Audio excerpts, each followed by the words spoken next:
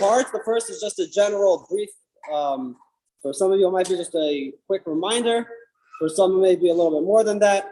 But just briefly, what is the Isurim and what's the problems with Amirah Lנכרי, and what's the different categories, and then going into the practicalities a little bit as to how it pans out. I was told it's about 25 minutes. Try to be either within that or a bit less.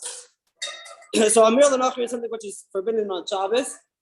The Rishonim give three different reasons for as to why not. It's different opinions. The Alter Rebbe the first opinion, which is that I'm going to mention, which is the opinion that the Alter Rebbe mentions, is Shleitei Shabbos Kala Beinim. People shouldn't disrespect Shabbos and just go about the regular business. And if you were allowed to ask a guy to do malacha for you, that's what it would ultimately lead to. Another one is V'davar Dover, things that you speak about on Shabbos, and as well things that you speak about that cause actions need to be all only regarding like in the spirit and actions of Shabbos that are permissible. And the third reason mentioned is shlichus, that the guy is acting in your stead. The guy is your proxy, and therefore it's problematic to have them doing work for you on Shabbos as if you yourself were doing the work. Now, it's interesting to note that although we usually say shlichus is only by yid, a guy cannot be considered a shliach. There is shlichus l'chumra when it comes to Amirah Lנכרי on Shabbos. Now, what is the exact issur? According to most people, it's issur midrabanan, which automatically makes things easier to work with when we have to find the heterim or in which way things are permissible. According to most opinions, it is midrabanan. There are some opinions that say it's midaraisa, and especially when it comes to schir yom, which we'll speak about in a second. According to the opinions that it's in midaraisa, it's specifically speaking about when you hire someone as a schir yom, an hourly employee. So now that we mentioned schir yom, there's three general categories that fall into Amirah Lנכרי. There's schir yom, someone which is paid daily. That's basically an hourly employee, someone that just gets their paycheck.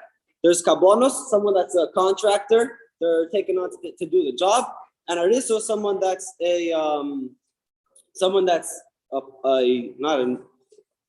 has a partnership in the arrangement, and they're a partner, and therefore they take some of the profits home as well. Now we'll start with the schir yom. As to a little bit more about the schir yom. The schir yom is the strictest level. Why? Because they're pretty much your shliach. A schir yom is doing everything on your behalf. They have no skin in the game. They have no reason to produce other than for you. And that applies whether or not you ask them to do the malacha. So, for example, if you just have your office set up, or it's in any business. If you have your office set up that they know they have to do certain tasks, but Shabbos now comes in, let's say in the 4 o'clock ranges and usually open till 5. Once Shabbos starts, they're doing that work. Yes, they're just doing it to fulfill their 40 hours for that week. They want to work the 9 to 5, but ultimately they're working, even though they're collecting that paycheck and they want to work 9 to 5, they are working completely for you on your behalf. And therefore, whether or not you ask them to stay to 5, they cannot work once Shabbos starts, unless you have some sort of setup that would permit it. But just strictly, generally speaking, that would be problematic. Now as well, because this employee is working as your shliach, so they're literally as if you're doing the malacha, sort of say. And therefore, it wouldn't matter, like I said, first of all, that whether or not you ask them to do it, but as well, it wouldn't matter where they did the work. So if it's a remote employee, someone that's working from home, especially now it's getting more and more common, that could still be a problem, as opposed to, which we'll get to soon, when it comes to kablonos and arisus, if it's within the tchum, and where all the from Yidden live, that would be obviously more lenient. So when it comes to schir yom, you don't have that leniency that you can go by. Now, as well, when it comes to, for example, a hefsid ruba, there's different heter when it comes to kablonos and arisus. However, when it comes to schir yom, you do not have, again, it all comes back to the same idea. Your schir yom is you, it's your shliach, he's working in your stead, and therefore you don't have any sort of leniency to go by. That's the first category. Then you have a kablon. A kablon is responsibility. He took on the job, he gets paid for doing the job. Therefore, when he's working, why is he working? He's working to complete the job, to complete his pay. You don't necessarily gain when he's doing that work. you don't care if he works on Shabbos, you don't care if he works Sunday, Monday, Tuesday, or any other day of the week. That's pretty much a kabbalah. Now, just quickly to point out, if you are in the property management business or really anything, even if you go repair your car, many times the slip is going to have an X amount of hours worked at whatever amount per an hour, and that's how they're billing you. So when you think about it that way, they're a kabbalah, yes, they're doing your job, but they're billing you by the hour. So how does that work? How do they fit in?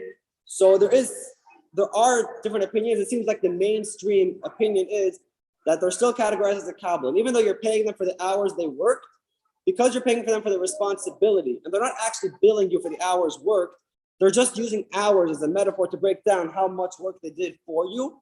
They're just trying to, they want to categorize and make it tangible what they're billing you for, so they bill you in hours. But they're not actually billing you for the hours worked, and therefore they would still retain their status as a kabbalah.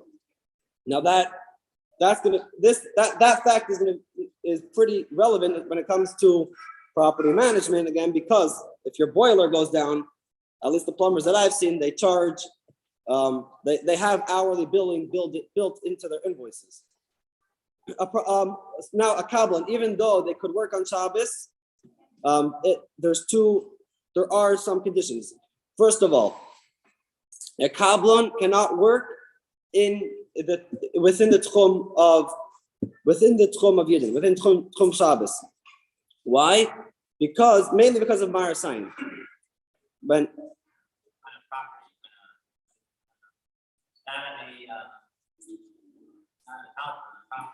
Okay, so right, we'll get to that in a second. So now, if the guy, well, let me finish this, and I'll go to that. But yeah, a kabbalah cannot work if let's say you have a house or a building within this area that within the tchum of New Haven.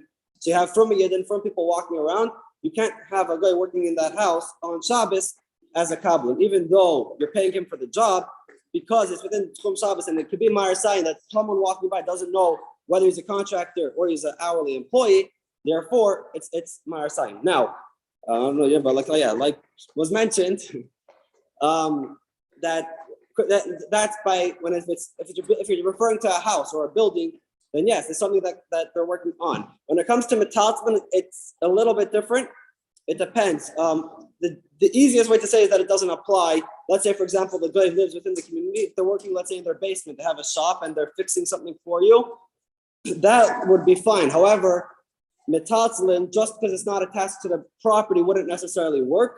The example given is like in Shulchan Aruch, if you have, I think, stones, or if you have lumber that you're working with, let's say it's outdoors, it's not connected to the ground, it's still a problem, because you still have that same problem of Ma'ar sign. So if you could eliminate that Ma'ar sign, then yes, the kabbalah could work on it, which is why if your car mechanic is out of the tchum, people won't see that he's working on your car on Shabbos, so it's no problem that he fixes it on Shabbos. It's none of your business. You're just paying for him to fix the car.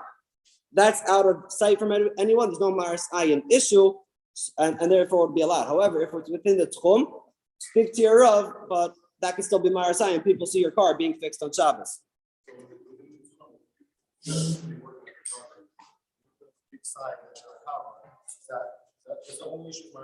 Yeah, so that doesn't. I shouldn't say it doesn't work, but I've never seen that mentioned that it works. There's also another question that today's day and age, most people know that there are many tasks that are built out pretty much as a kabbalah. For the most part, people that work on like construction or contractors are almost always contractors. That's the norm. I know other people do it differently, but that's the norm. But still, nonetheless, it's still problematic. But what? So that's the next part. That's one thing. That's metaltalin. Yes, because that's I said. There's two conditions. The first one was metaltalin. So again, a kabbalah could work if it's completely contracted based. Two things. First of all, can't be in the tchum. Now, when it refers to metaltalin, we just mentioned it depends on the tchum could be a problem and not necessarily a problem.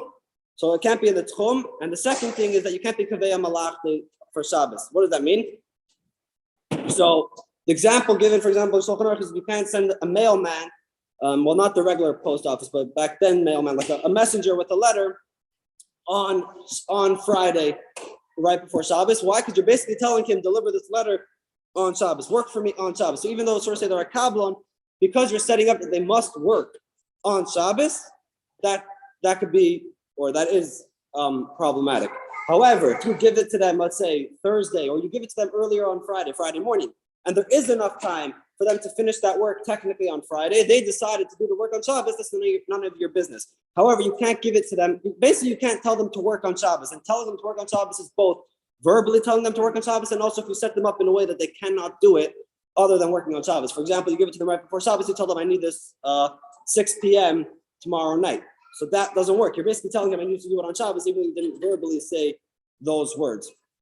Now that does come up if you're referring to property management again, because if your boiler goes down on Friday afternoon, there's not enough time to fix it before Shabbos. You're basically telling, yes, this might be a kabbalah, but you're basically telling him I need you to fix this boiler on Shabbos. So that's also going to be, that is a potential problem. The last category is the aris. The aris is the most lenient category because the aris is really your partner. They're taking home a piece of the profit, whether it's a gross or a net, and they're taking home some of that pay. Because they're taking that home, they're a partner with you. They're obviously working on their own behalf. Yes, you might be making much more than them. You might be taking home 95% of the money, but because they're taking home money, they stand to gain. And that could also work if you're paying them both hourly, and on top of the hourly pay, you have some sort of commission structure that many times could also help solve those issues.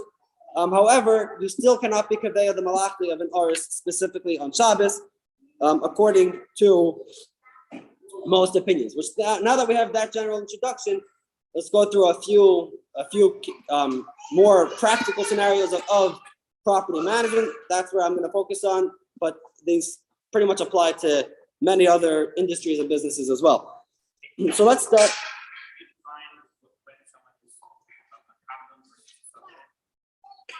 So again, if you're paying someone hourly, if you're paying someone for they clock in and out, you're paying them hourly, it's a skiriyim. If you're paying someone for the job, they're a kabbalah. Now, what? Okay, so we'll get to that second. That's sort of our issues already, because they're being paid. Once they're getting paid as well, a commission, it's sort of a business. However, there is a kabbalah if you pay them a flat amount for everything they do, as opposed to you're paying them a percentage of what they do. When you're paying them a flat amount, so that could be a kabbalah with hourly pay. But that we're going to get to in a second, because that's one of the items I have on this list is going to be covering that type of structure. So I'm just going to go through a few cases. I think this is obviously just sort of say the tip of the iceberg, but it's enough what to think about, what could come up. And it's also, there's not going to be any real solution. Not because there isn't a solution out there, but mainly because every single company has their own operation, they have their setup, they have their arrangements with their employees and contractors and anyone else. Therefore, you have to sort of say, get your tailor-made setup that works for your industry. You can't just take what works for one company and won't necessarily work for you. One of the easiest ways right away when you have a split is whether or not that company operates within the Tchum Shabbos or not. If you're operating in Tchum Shabbos, you and the guy right next door to you, even though you might pretty much do the same exact thing, could have very different answers. So these are just things that we're going to go through. But again, these are sort of the questions and a little bit of the feeders, what needs to happen. And you should speak either to your own Rav or maybe to, like I mentioned before, the Business Halacha Institute is pretty well-versed in this concept. Business Halacha Institute. They put out the Business Weekly. I've seen them here. Sometimes, I don't know if they put them out every week, but those Business Weekly papers. What? It's a Moses and Flatbush. It's not a Chabad organization. However, the Rav that deals with this part of, he answers this Tchum, is pretty well versed in the Al-Jaba's Shittus and Psak.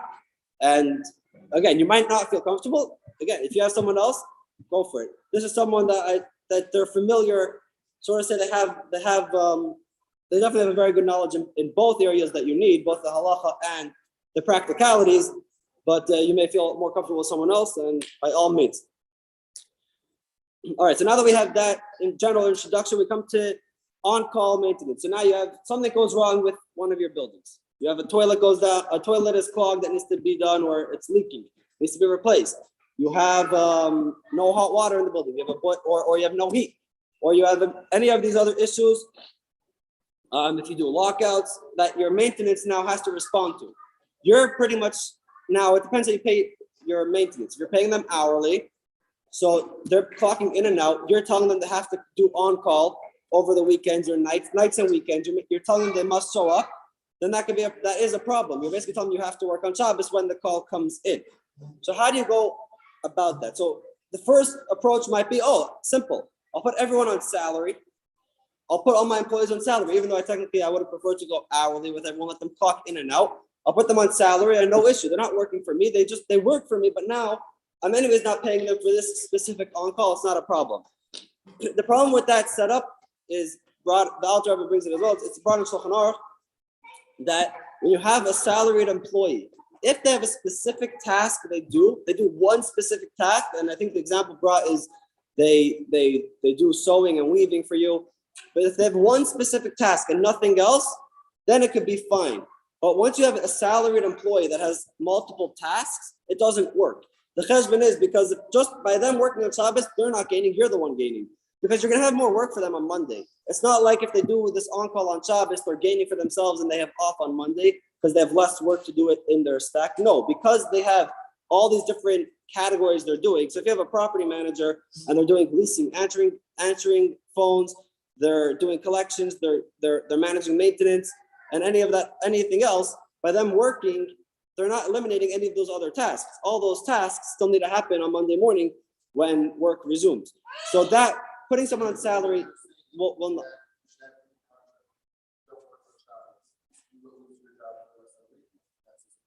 No, that's not a solution at all, because you're mandating that they work on Shabbos.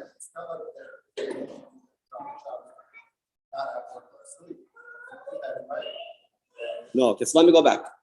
When you have a salaried employee, if they have one task, an example given in Shulchan Aruch is if they do weaving for you and sewing, then let's say they had to make 100 blankets. If they make one on Shabbos, then now they have 99 to make. So they gained. It's not you, it's them, right? You're paying them for the whole year for set work.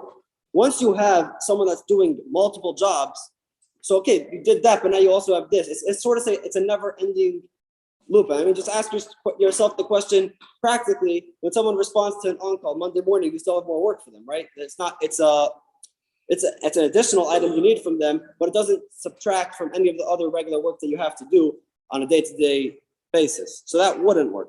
The question is now, how could you set it up that it does work? You can't use someone on salary. You can't use someone hourly. So what is your solution to a call coming in and responding to it? So there are some chuvas and psukim from many years ago where the approach was the guy is doing it to help the other guy in the unit. Why? Because you don't care. You're just collecting rent, and the guy is helping the other guy by fixing their issue for them. It practically doesn't really work because not in today's day and age, if you have no heat, you're gonna have the health department on your back.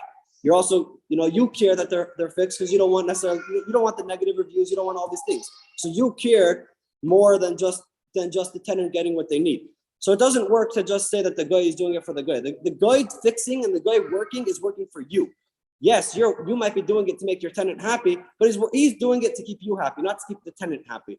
He might also be doing it because he has a nice relationship with your tenants, which is awesome. But that's not why he's working. He's working for you, and by that is a problem. There is a solution that's been brought up by some people, and the solution is that make yourself a pass-through. Meaning, what? No, we'll get to this in a second. But make yourself a pass-through. What does that mean? That your tenants they're paying, and part of what they're paying for is for maintenance to respond to them, for maintenance to take care of them. And you collect your rent, but you're just managing on behalf of the tenants, you're managing that the maintenance shows up. So you're not telling them to show up. It's the tenants have in their lease that, you put just a little paragraph there somewhere in the middle, hopefully no one reads it, right? And it sounds a bit odd, but it's like the people that do loans and they have in there that all the halachas of heter iska apply. And, for some people they just write that depending who's psukim we follow, but other people have to write much more than that.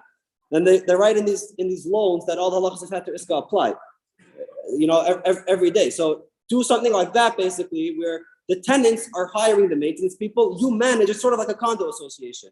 The association is paying for the maintenance. It's the homeowners, it's the tenants that are paying for everyone to work for them. You're just managing it on behalf of the tenants.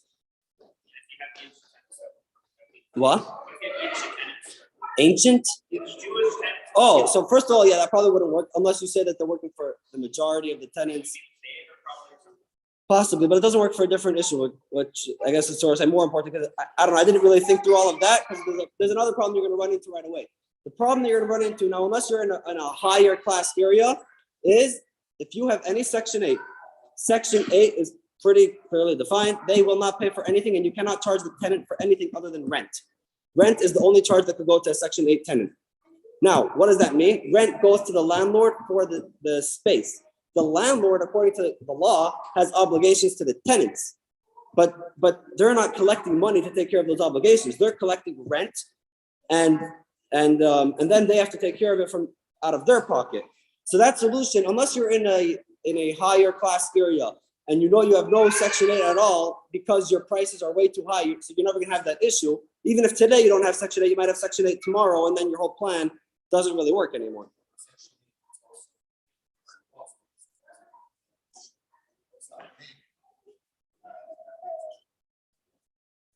Yes, so that's going to tie into now part of the solution. I'm just saying the solution to say that the maintenance works for the tenants doesn't work. If the second you have any Section 8 in your portfolio, that whole setup won't work because they're not working for the tenant. They're not allowed to be working for the tenant. They're working for you. You're not allowed to have any other charges going to the tenant other than rent. So that leads us to basically what we need to get to some sort of setup where our maintenance on call is set up like our uses. Why? Because our uses b'kviyas malachta, we just said before, is problematic. However, according to the Neidav Yehuda and the Avnei Nezer, arisus, you could be kaveh their malacha. You could tell them, I need their malachta. You could tell them, you must work on Shabbos and get this done in order for me, in order for this to succeed. That's our relationship, our partnership, as you must get this done on Shabbos, and you're allowed to demand that. According to the Alter Rebbe, in the case of hefsid, and well, it depends exactly, but hefsid or hefsid merubah, you're also allowed to demand that they work on Shabbos.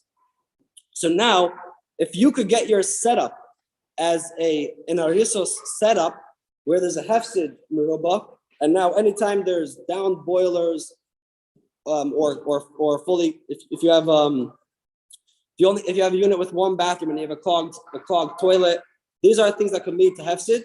Again, speak to your Rav exactly where the hefsid kicks in type of idea. But if you don't take care of that, the health department is, well, first of all, you have the hefsid because it can lead to your bad reviews and impact your growth of your business. But as well, you can run into the issue of if the city could demand that they'll empty your units. I mean, if you have one unit without heat, it's not maybe necessarily a huge hefsid. But once you're talking about buildings, you can have 40 units, 50 units, a few hundred units, all being powered by one boiler. That boiler's down, and you're paying for hotel rooms for all those units. It's going to go up pretty quickly. So because of that setup, it also works for kablanos, by the way. So now, which we said before, kablanos, you cannot be kaveh malachta b'Shabbos or l'Shabbos. So you can't tell the plumber, I need this boiler fixed right now. You could, if it's going to lead to hefsid or hefsid merubah for sure. So in such a case, because you're allowed to set that up, so that would be your solution. So now the only question is, how do you get this set up with your employees, that your maintenance on call, to make them arisos? Now it depends. If you're starting out, you might have a smaller crew. You might be subbing out your maintenance, and you're already a step removed. If you're a bit larger and you have your own maintenance on site, you have your own maintenance crews that go around, you have a little bit of a different setup. So that's where you have to start getting more tailor-made, because if you're subbing it out, you're already referring to another company. And now you sort of say have Amira, the Amira. You have other heterim that could work in as well. So again, I'm not going to give any solutions now. I'm giving concepts and the starters to a solution, but you're really going to need to sort of say tailor-make each solution for your company as to how your setup works with your employees to come to a true solution. Office staff, which we started before, let's say now, where Shabbos starts at 4, I don't know what time, we're getting pretty close to 5. But for the previous few weeks, we were starting in the 4s. They're not allowed to work past 4 o'clock. I know we set up, our office closes at 3 p.m. on Fridays. I know that on Monday morning, a lady once walked in and said, she forgot something in the office and she didn't have it all weekend. So I was like, what? Just go get it. So I left at like whatever, 3:58, and it was past 4 o'clock. You said we're not allowed to be in the building past 4 o'clock. I was like, okay, whatever. I'm glad you're listening, but you could have gone and gotten your whatever you forgot. But anyhow, but yeah, having them work on Shabbos at office staff can be problematic. Now, when it comes to office staff, you also don't really have that heter of hefsid. What exactly is your hefsid to get them to be arisus? One thing I forgot to mention, when it comes to maintenance, you can set up an arisus pool. It's pretty easy. You could tell them the company is going to put into this pool 1% or 0.5%, however you want to do it, of all of our net profit or our gross, however you want to set it up. It goes into this pool.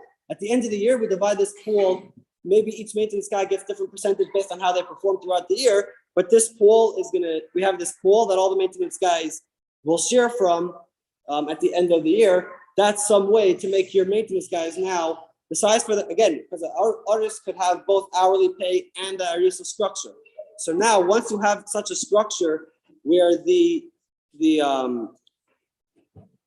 once you have a structure, as long as the money they're getting is substantial enough that they have a gain, it can't just be they're getting $10 and look, they're getting something. It has to be something that they actually want to work towards and they care about. Once you have such a structure, you're sort of say you're in a position where you could call them partners, even though they're employees. You call them partners, and then that solves that issue. That wouldn't work with office staff though, because you do not have the hefsid. And even the hefsid, by the way, according to the Alter Rebbe, is more strict in some of it, and only by hefsid he's lenient. So it gets a bit tricky, which is especially why I don't want to come to any conclusions. You have to really take your case and each of your items, how you have your company set up, and speak to your Rav in order to get the exact best solution. What? Yeah. A person who takes a job gets paid by the job, and the job is completed. And this is the job, so why is the computation that work on Shabbos, or just so we spoke about it before. I'll go if you want to go over afterwards. I'm almost finished. That way, once I finish, I'll take any questions. We'll go over it afterwards. That way, if anyone has to go. That's what I'm getting to now. The on-call. So now that we sort of spoke about the maintenance, that how can we make a setup that maintenance is allowed to respond to the on-call? Now that we have that possible, if you get this arisus structure into your pay with them, then you're good. They can respond to the on-call. Now the question is, how could they get the calls to begin with? Now again, if you're smaller, it could be, if you have, I don't know, let's say up to 100, 200 units, you might just have one maintenance guy, especially for on-call, and maybe all your tenants have their direct cell phone number and they just call him. So if he's allowed to respond, they can just be calling him and you don't really have any issue. However, you could, once you get a bit larger, you probably have a company that takes your phone calls on your behalf, and they have all your maintenance numbers. They know who's supposed to be on call that weekend, and they'll call them for you and tell them to respond to the on call. So if you have a company that answers your calls, it really depends how you have it set up.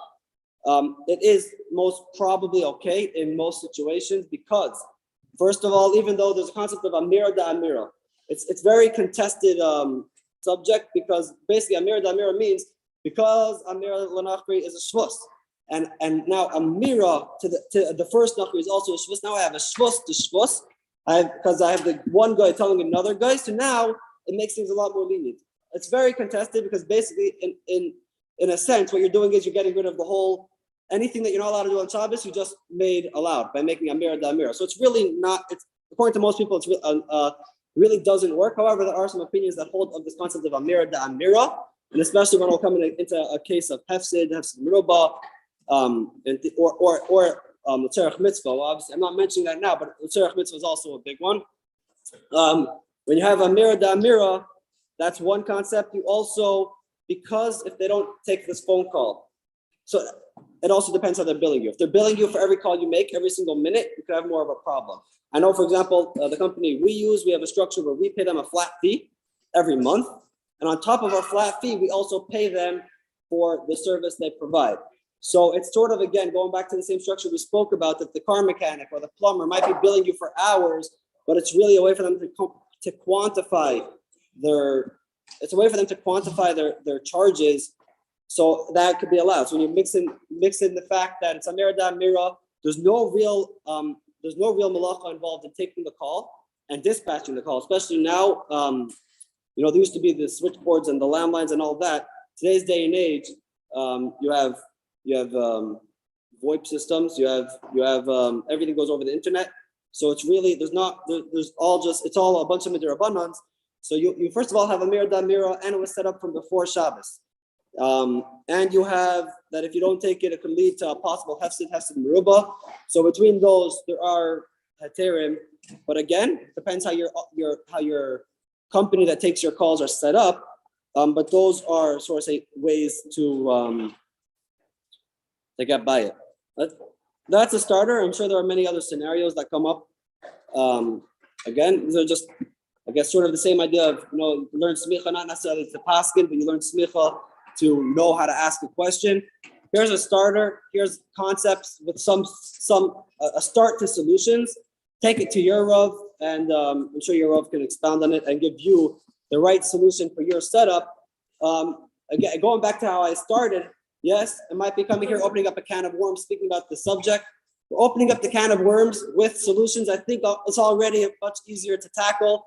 I'm not just coming and saying, oh, you have issues and you have no hope.